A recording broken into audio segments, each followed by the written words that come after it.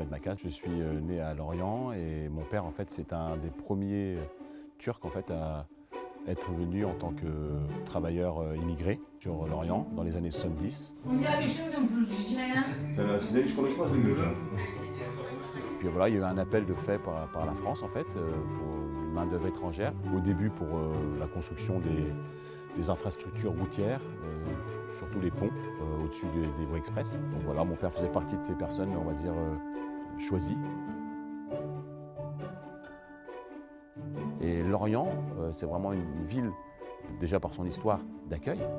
Et c'est vrai que mon père s'est senti vraiment bien à Lorient. Il n'a jamais quitté la ville de Lorient, il n'a jamais quitté même l'appartement où il y est depuis 40 ans, quoi.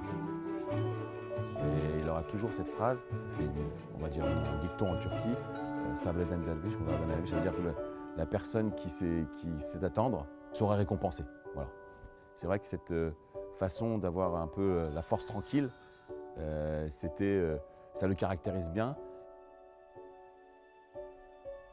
Du coup, au fil des années, quand il a créé son entreprise.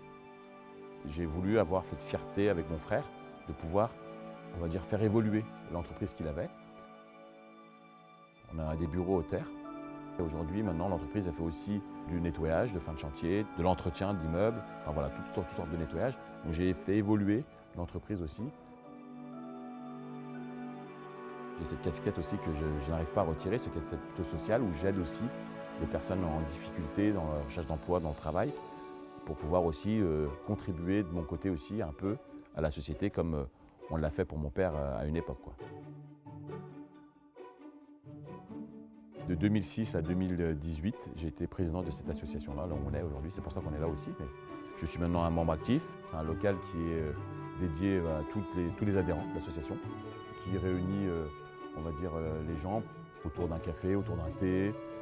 Notre but, en fait, c'est une intégration réussie, en fait. Et cette association-là, elle est vraiment créée dans ce but-là, quoi.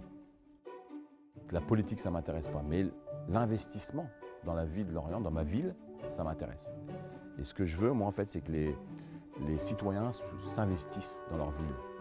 Moi, j'aimerais bien que ma ville redevienne une ville sociale, une ville d'accueil, et elle a tous les atouts pour ça. Damien Girard, c'est une personne qui comprend assez vite les choses quand on lui explique nos problématiques. Donc je pense qu'il est animé aussi par cette quête de solidarité, cette quête d'entraide. Et moi je l'ai vu, j'espère que ça va aller au bout et qu'on pourra vivre cette expérience ensemble, quoi.